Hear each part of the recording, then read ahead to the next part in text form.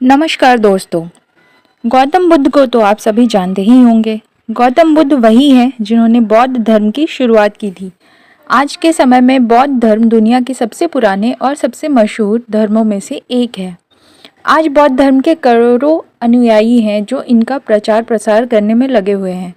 पूरी दुनिया में भगवान बुद्ध की हजारों लाखों प्रतिमाएं दिख जाएंगी जो बहुत ही खूबसूरत और आकर्षक होती है।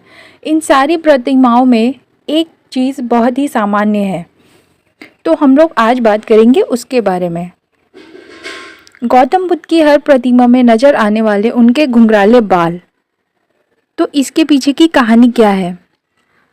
क्या है गौतम बुद्ध के बालों का रहस्य? गौतम बुद्ध की हर प्रतिमा में जो आप घुंघराले हुए बाल दिखते हैं वो असल में बाल है ही नहीं। जी हाँ, अब आप भी सोच रहे होंगे ना कि फिर आखिर ये क्या है। तो गौतम बुद्ध के सिर पर जो घुंघराले बालों जैसे दिखाई देते हैं वो बाल नहीं बल्कि हैं ढेर सारे स्नेल, मतलब घोंघा। सुनकर आपको भी आश्चर्य हो रहा होगा ना। तो आइए हम इसके पीछे के रहस्य के बारे में बताते हैं। आत्मज्ञान की प्राप्ति के लिए जो बौद्ध भिक्षु होते हैं वो अपना मुंडन करवाते हैं। तो बौद्ध धर्म के त्रिपिटक से लेकर विनय पिटक ग्रंथ में बहुत से ऐसे दिशा निर्देश लिखे हुए हैं।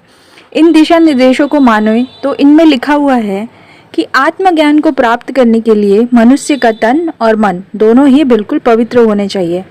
इन दिशा निर्देशों को मानते हुए बौद्ध भिक्षु अपने तन की पवित्रता के लिए अपने सिर का मुंडन करवा लेते थे। यही किया था सिद्धार्थ गौतम यानी गौतम बुद्ध ने।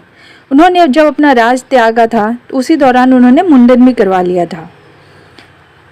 कहा जाता है कि एक बार गौतम बुद्ध ध्यान में इतने मग्न थे, वो पेड़ के नीचे बैठे थे और साधना में लगे थे। साधना करते करते वह इतने अधिक ध्यान में लीन हो गए कि उन्हें बाहर के बारे में कुछ पता नहीं रहा। वो बाहर की दुनिया को भूलकर साधना में डूब गए थे। जिस समय गौतम बुद्ध साधना में लीन थे उस समय गर्मी का मौसम था और सूरज ठीक गौतम बुद्ध के सिर के ऊपर था। इस दौरान भी गौतम बुद्ध कड़ी तपस्या में लगे हुए थे। इसी बीच गौतम बुद्ध के पास से एक घोंघा निकलने लगा और उसकी नज़र पड़ी साधना में लीन भगवान बुद्ध पर। गौतम बुद्ध को इस रूप में देखकर घोंघा रुक गया और वह सोचने लगा कि इतनी अधिक गर्मी में वह कैसे साधना में लीन है। घोंघे ने सोचा कि इनके सिर पर तो बाल भी नहीं है, इस वजह से इनको बहुत गर्मी लग रही होगी। यह सब सोच विचार करने के बाद घोंघा गौतम बुद्ध के शरीर पर रेंगते हुए उनके सिर तक पहुंच गया।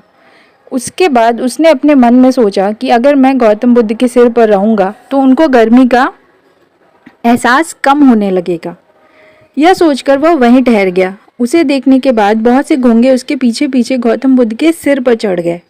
इस तरह 108 घोंघे गौतम बुद्ध को गर्मी से बचाने के लिए उनके सिर पर बैठे रहे और इस तरह उनकी जान चली गई। कहा जाता है कि भगवान बुद्ध को आत्मज्ञान दिलवाने में इन 108 घोंघों ने अपनी जान दी थी। अपनी अहम भूमिका के लिए इन 108 घोंघों को महत्वपूर्ण माना जाता है। जो घोंघे होते हैं ये बहुत ही लचीले शरीर वाले जानवर हैं और इनमें बहुत नमी होती है। इन्हें जब भी पकड़ा जाए तो ठंडक का एहसास होता है।